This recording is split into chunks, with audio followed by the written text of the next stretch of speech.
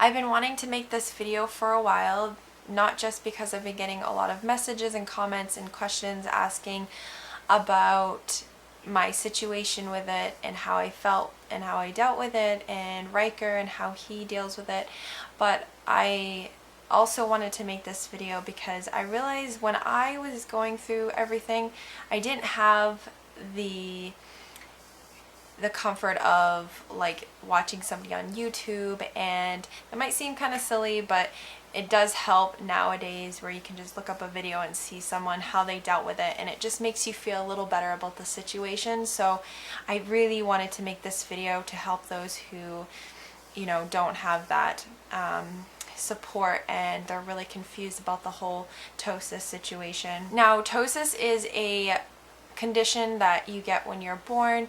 It's your eyelid doesn't have a muscle in it, so when you lift up your eye like this, or when you go like this and look around, the muscle is completely gone. So they can open it up somewhat, so it's like a little slit, but other than that, the eye would just kind of droop, and or the eyelid would droop, and it would stay over the pupil, which is what you don't want. When we first found out he possibly had it, he was very, very young, probably a couple weeks old, and the doctor said that there was nothing we could do at that moment because he was too young to do anything about it, but she said they would keep an eye on it. Now, at that point, I never heard of ptosis, so all she mentioned was something about having to have surgery, and that's the first thing that I grasped onto, and I was so nervous and frustrated and didn't want him to have surgery. She ended up sending me eventually, when he got a bit older, to a really good eye doctor, and I'm so thankful for that because he's so good with him. He's a great children's eye doctor, and not only does he, you know, check their eyes, but he also does the surgery himself. So he's very easygoing and explains everything really well. And he went into detail about exactly what happens with the eye and how it didn't have the muscle, and it was very, very important. He couldn't stress that enough, that it was very important to get the surgery, because without it, he can't get the full visual of his eye and his pupil, being able to see around, because most of the time if he's looking straight ahead he could kind of see from it, but the lid was down pretty low to the point where he had to really like lift his head like this. So not only can it cause neck issues, but it's not good for the eye because it's not getting the proper light through. It also can make your eye go blind, and you can get what's called lazy eye, which is when your eye, you know, kind of moves all around. It's not controlled. It's not with the other eyeball. So it was something that was very important and definitely needed to get done. So thinking how terrified I was that he was gonna have surgery, I wanted it to get done because I didn't want him to go blind, but I was so extremely nervous. All I could think about was the effect of, you know, the whole surgery, and the biggest thing was the, you know, meds, having chemicals pumped into him. I try really hard to do everything natural with Riker, best as possible.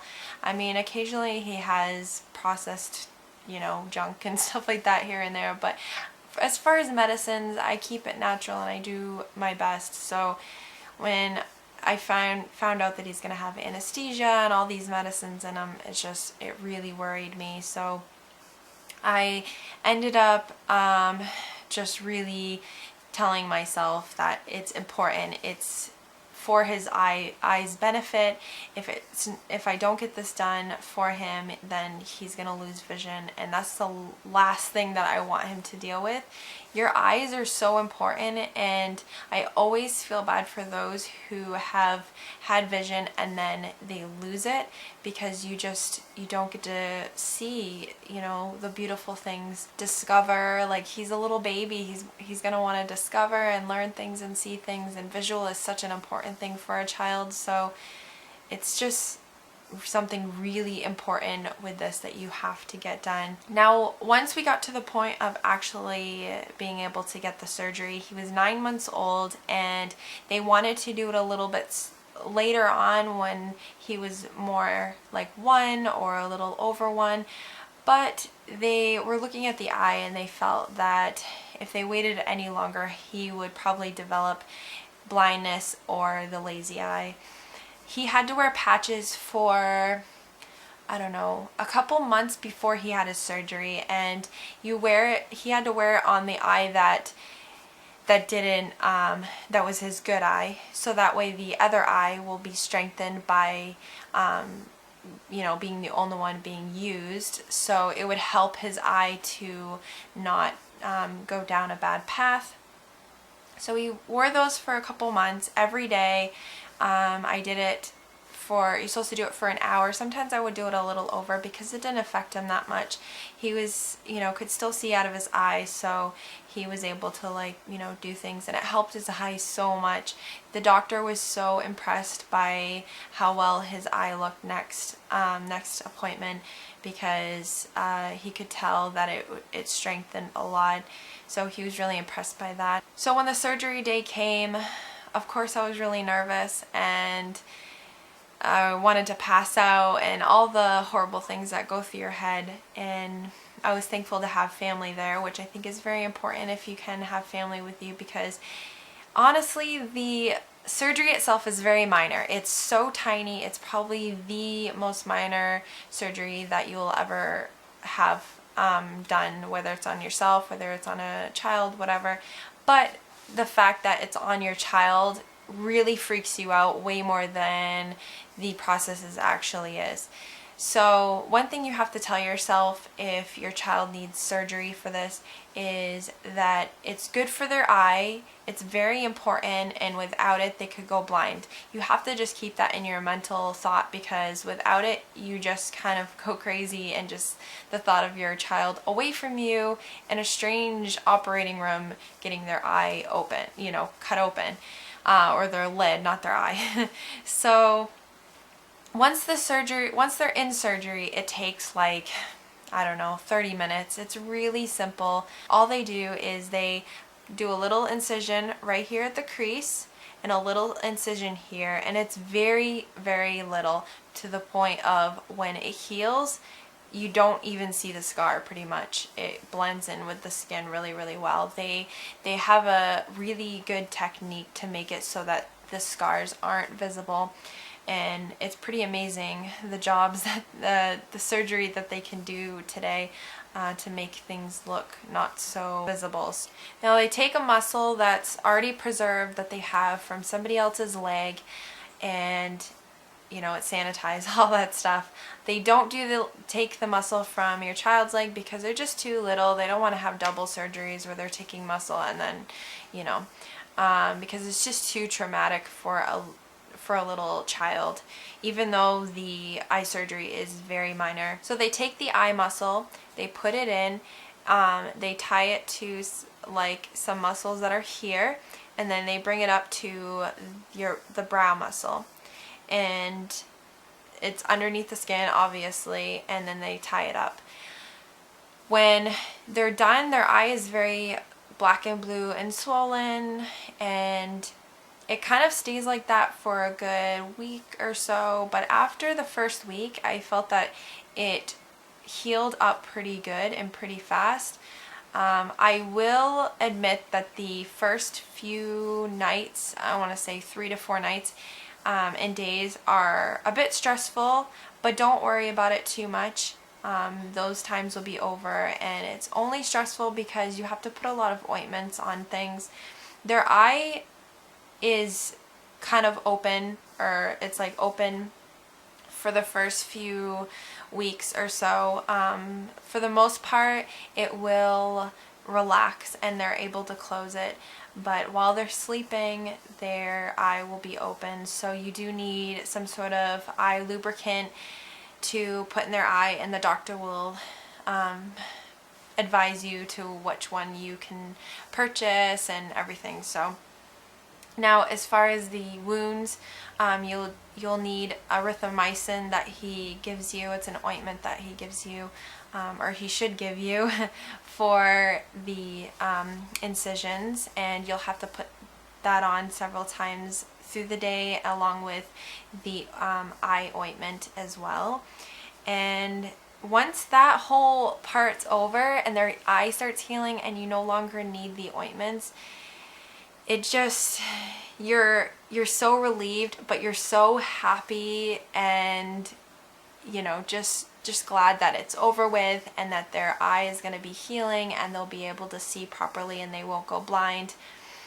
Now, they did tell me that he might need another surgery down the road, but if the doctor does it correctly and hikes it up pretty high, which is what his doctor tried to do best as possible, he really wanted to make it as high as possible so when it did relax, it wouldn't cover his pupil and that he wouldn't need another surgery. So as of now, he does not need any surgery whatsoever, and we'll see how things go later on, and I'm hoping that as he grows, his eye just kind of stays where it is. But if he needs another surgery, it's for his benefit of his eye, and I'm not going to stress about it because it's such a minor surgery, and I know that he'll be out and it'll be done with, and they really don't remember much of it because they give you kind of a happy medicine before they bring them in on the surgery table, and then they give them the anesthesia and all that stuff. So they kind of don't remember being taken away from you, and you can go in with them as well and let them, you know, put the anesthesia in and let them fall asleep with you. But honestly, I did that and it was really hard. I think that was probably harder than if I just let them take him, because he didn't really understand that I was even there. So he didn't feel the need to be upset that I was leaving him. So it's up to you. You can go in, they'll allow you to go in and put them on the table and you can see them fall asleep. But once they get the anesthesia in, they kind of do weird movements and weird facial features, and I kind of wish I didn't see that because it just kind of freaked me out. Even though there's nothing wrong with them, they're not being hurt or anything like that. It's just how the medicine is kind of forcing your body to fall asleep. So it's just something to think about.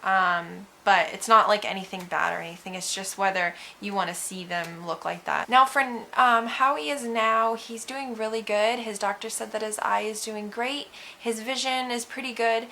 He does want to keep an eye on it because, of course, since the eyelid is not perfect, it's been fixed.